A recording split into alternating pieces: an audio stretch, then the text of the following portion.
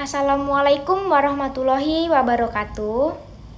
Izin memperkenalkan diri, nama saya Anggi Setia Widianingrum, biasa dipanggil Anggi, NPM 236100089, kelas Manajemen B semester 4. Oke, baik. Jadi di sini saya akan menjelaskan tentang manajemen keuangan, struktur modal, dan kebijakan dividen. Nah, jadi di sini saya akan menjelaskan tentang manajemen keuangan terlebih dahulu. Apa sih manajemen keuangan itu? Jadi, manajemen keuangan merupakan kegiatan yang mencakup perencanaan, penganggaran, pemeriksaan, pengelolaan, pengendalian, pencarian, dan penyimpanan dana yang dimiliki oleh perusahaan.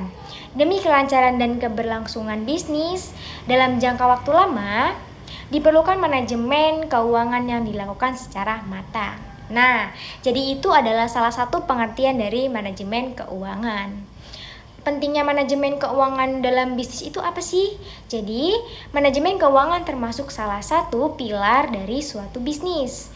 Tanpa manajemen keuangan yang dikelola dengan tepat, pemasukan dan pengeluaran bisnis Anda akan sulit dikontrol yang dapat berujung pada kerugian. Melalui manajemen keuangan, Anda dapat memantau seberapa banyak penghasilan dan biaya operasional bisnis sebagai dasar untuk membuat keputusan keuangan jangka pendek dan jangka panjang dengan lebih bijaksana. Nah, itulah mengapa manajemen keuangan sangat diperlukan untuk mengelola anggaran bisnis dengan benar. Selanjutnya yaitu ada fungsi dari manajemen keuangan. Apa sih itu fungsinya dari manajemen keuangan? Oke, mari kita bahas. Jadi, yang pertama yaitu mengelola keuangan perusahaan. Manajemen keuangan berfungsi sebagai mengelola keuangan melalui perencanaan pemasukan,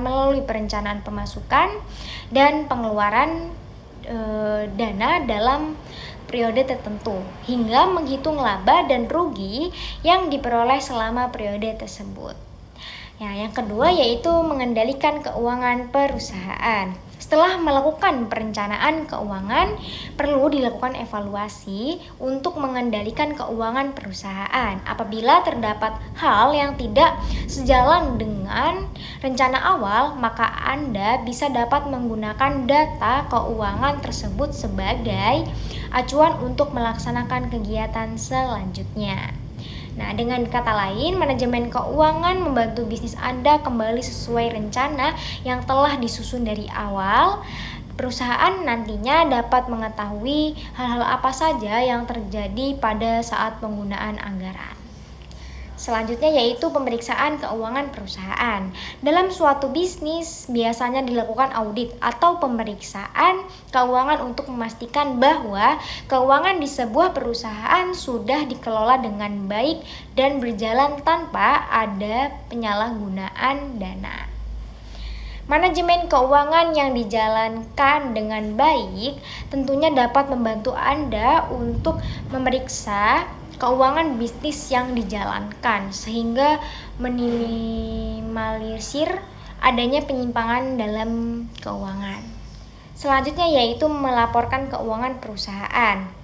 Fungsi manajemen keuangan yang satu ini dapat mempermudah Anda sebagai pemilik bisnis dalam mengambil keputusan ke depannya.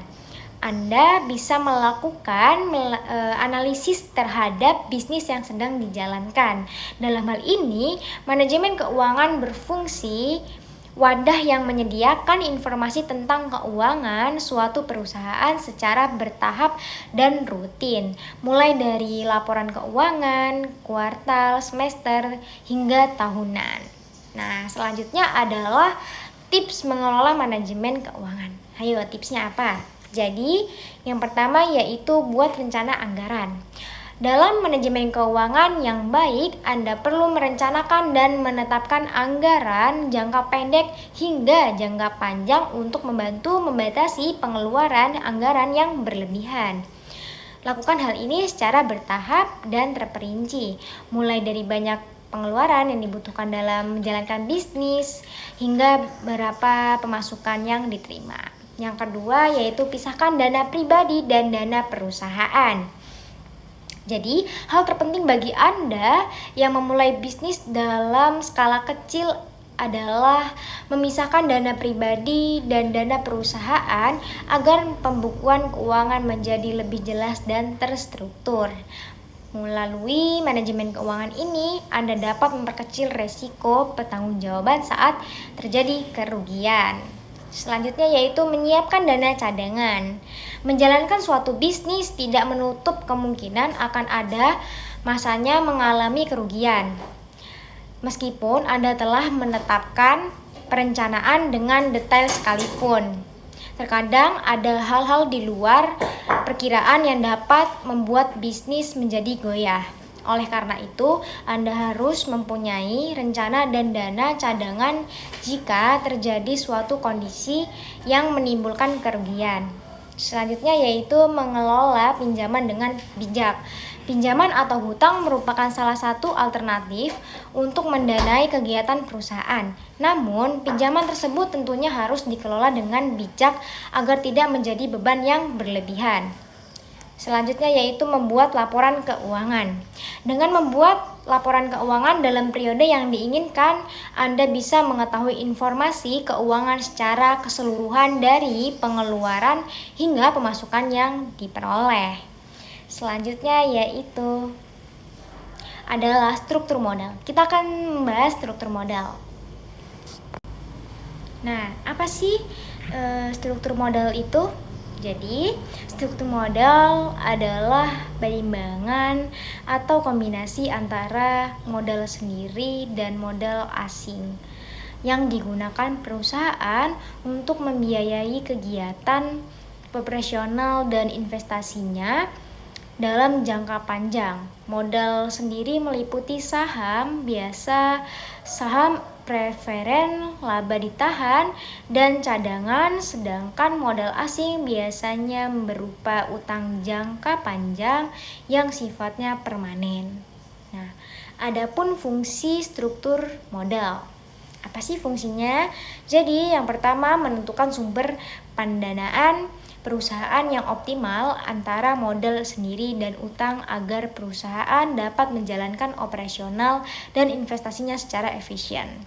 Yang kedua, membantu perusahaan mengembangkan bisnis dan menjaga posisi keuangan yang sehat. Yang ketiga, meminimalkan biaya modal rata-rata sehingga dapat meningkatkan nilai perusahaan dan harga saham. Dan yang terakhir, menyeimbangkan risiko dan pengembalian investasi bagi perusahaan dan investor. Nah, jadi adapun tujuan dari struktur modal yaitu memaksimalkan nilai perusahaan dengan cara meningkatkan harga saham melalui pengelolaan komposisi modal yang efisien. Nah, selanjutnya meminimalkan biaya modal agar pendanaan perusahaan lebih hemat dan efektif. Nah, selanjutnya itu ada faktor-faktor dari yang mempengaruhi struktur modal yaitu resiko bisnis. Jadi, perusahaan dengan resiko tinggi biasanya mengurangi penggunaan utang untuk menghindari beban bunga yang besar. Nah, selanjutnya yaitu kita akan membahas kebijakan dividen. Nah, jadi apa sih itu pengertian dari kebijakan dividen? Jadi, pengertiannya adalah kebijakan dividen adalah keputusan perusahaan mengenai pembagian laba yang diperoleh kepada pemegang saham dalam bentuk dividen atau menahan laba tersebut untuk reinvestasi dalam perusahaan. Nah, jadi ada fungsi dari kebijakan dividen. Jadi fungsinya yaitu menentukan beberapa besar laba perusahaan yang akan dibagikan kepada pemegang saham. Nah, selanjutnya yaitu tujuan kebijakan dividen, yaitu memenuhi kepentingan pemegang saham yang menginginkan pendapatan dari dividen. Adapun faktor dari kebijakan dividen yaitu yang pertama, posisi likuiditas perusahaan. Maksudnya, ketersediaan kas saat penting sebelum pengambilan keputusan pembayaran dividen. Nah, yang kedua, tingkatkan keuntungan perusahaan. Semakin besar laba, semakin besar potensi dividen yang dapat dibagikan. Selanjutnya yaitu kondisi pasar modal dan ekonomi. Faktor eksternal juga mempengaruhi keputusan dividen. Nah, itu saja yang bisa saya sampaikan. Mohon maaf jika ada kesalahan kata. Saya mohon ampun. Wassalamualaikum warahmatullahi wabarakatuh.